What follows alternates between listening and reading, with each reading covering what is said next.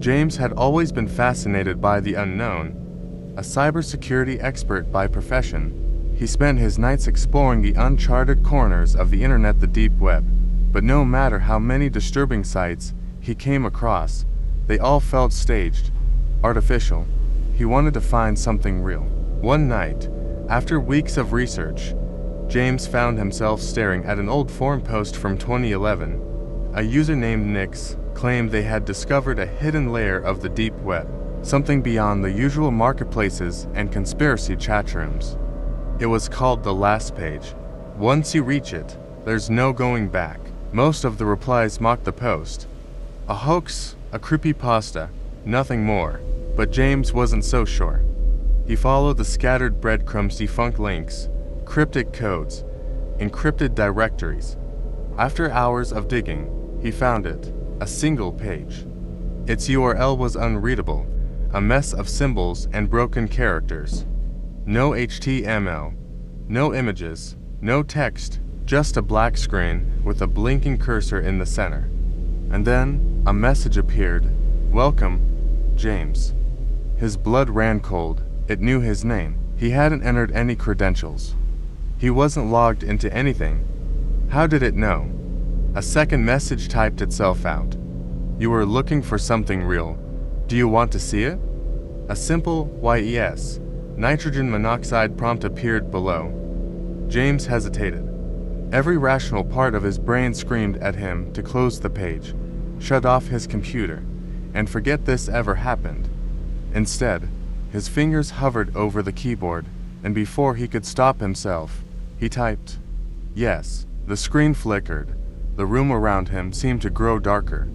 Then, a video player appeared, showing a live feed of a dimly lit room. At first, he couldn't make out any details. The camera quality was poor, the image grainy, but then a chair in the center. A man sat strapped to it, head slumped forward. The walls were covered in strange symbols, smeared in something dark. Then, the man twitched. James leaned closer. The figure slowly lifted his head, revealing hollow eyes, his mouth sewn shut with crude, black stitches. His chest rose and fell rapidly, as if he were hyperventilating. He was alive. James' stomach turned. This wasn't a recording. This was live. Then, another message appeared below the video. Say his name to set him free. A text box blinked, waiting for input. James had seen enough. His hands trembled as he moved to close the window. The cursor wouldn't move. Another message appeared. Say his name, James. He tried shutting down his computer. Nothing happened. He pulled the power cord. The screen stayed on. The man on the video began convulsing, his body jerking violently, his stitched mouth opening slightly, muffled screams forcing their way through. James gritted his teeth, typed a random name, and hit enter. The video froze. Then the feed shifted. The camera zoomed out, tilting slightly until it was showing something else, something behind James. A figure stood in the doorway of his office. Tall, unmoving, watching. The screen went black, and then a whisper. Now we see you, too. James doesn't remember what happened next. His neighbors found him 2 days later, sitting in his locked apartment, his eyes wide and bloodshot, whispering something over and over under his breath. The only thing missing was his computer. And somewhere, deep within the darkest layers of the web, the live feed remains open, waiting for its next visitor. Mark had spent years exploring the darkest corners of the deep web. What had started as a teenage curiosity had turned into a dangerous obsession. He had seen everything: black markets, encrypted chat rooms, disturbing conspiracy sites, but nothing ever truly shook him until he received the invitation. It came in the form of an email. No sender, no subject, just a link. The message beneath it read, "You have been chosen." Mark hesitated, staring at the screen. He knew better than to click unknown links. But the deep web wasn't just a place for criminals, it was a playground for mysteries. And Mark was addicted to solving them. His fingers hovered over the mouse. Then, against all better judgment, he clicked. The screen glitched.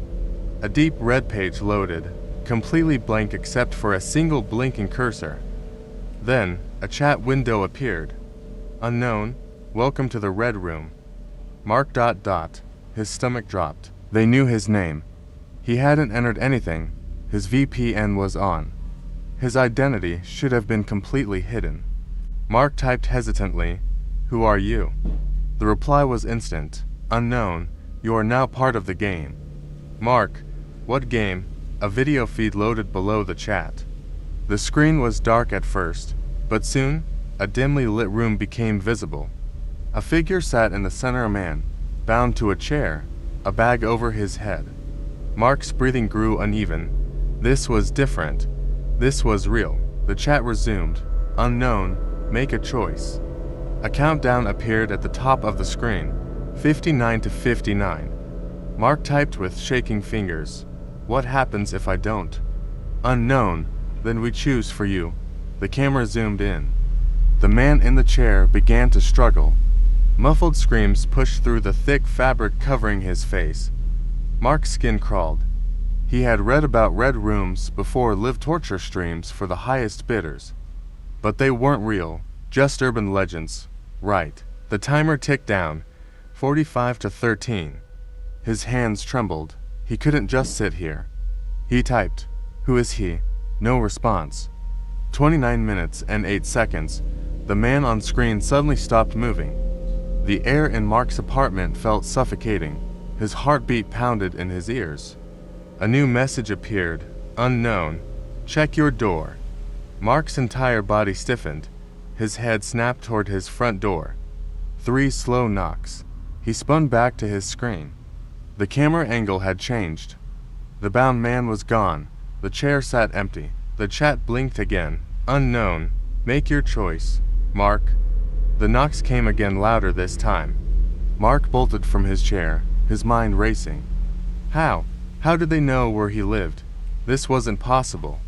His phone buzzed. A text message. "Unknown number. Let us in." He backed away from the door. "No, no, no, no." The knocking stopped. Silence. Then, his computer shut off. The apartment lights flickered.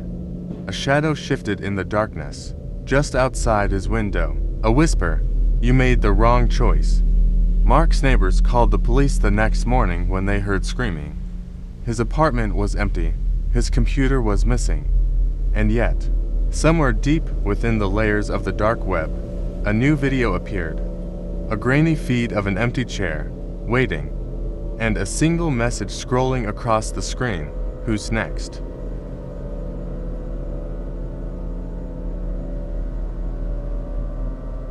Ethan had always considered himself an expert when it came to the deep web. He wasn't just some amateur scrolling through creepy forums. He was a researcher, a hacker, and an information broker. He had seen all the so-called forbidden parts of the internet, or so he thought. One night, while searching for leaked government files, he found a strange link buried deep in an encrypted chatroom. It wasn't a marketplace, a forum, or even a data dump. It was simply labeled, "The Silent Market." Ethan clicked. The screen flickered. Then, the site loaded a completely black page with only 2 words in the center. "Are you listening?" Beneath it, 2 buttons. "Yes," "No." His cursor hovered. It had to be some kind of interactive mystery game, right? Against his better judgment, he clicked yes. The page flashed white for a second before a video feed appeared. A warehouse, dimly lit, empty, except for rows and rows of glass cases. Each one contained a person, men, women, children standing completely still, their eyes open, unblinking. At first, Ethan thought it was some bizarre wax museum. But then, one of them moved, not voluntarily, as if being controlled. A chat box popped up next to the video. "Unknown, welcome, beer number 215. Ethan's blood ran cold. "Beer." He started to type, but before he could respond, a menu appeared beside the feed. It had names, ages, prices. This wasn't a joke. This was an auction. His hands shook. He moved his mouse to close the browser, but the cursor wouldn't respond. Then, a new option appeared at the bottom of the list. Lot 47, Ethan Carter. His own name, his age, his address. A countdown started. 3 o'clock. To 59, to 58. His heart pounded. His breath hitched. He scrambled for his laptop's power button. It didn't turn off. A new message appeared. Unknown. You are now part of the silent market. A faint tapping sound came from his apartment door. To slow knocks. His phone buzzed. An unknown number. Unknown, we are here to collect. Ethan bolted for his window, his mind racing. They couldn't be real. This couldn't be real. The knocking grew louder. Then, his door handle started to turn. In a last desperate act, he grabbed his router and yanked it from the wall. His screen immediately went black. For several minutes, Ethan just stood there, frozen, waiting for anything to happen. The knocking stopped. He didn't sleep that night.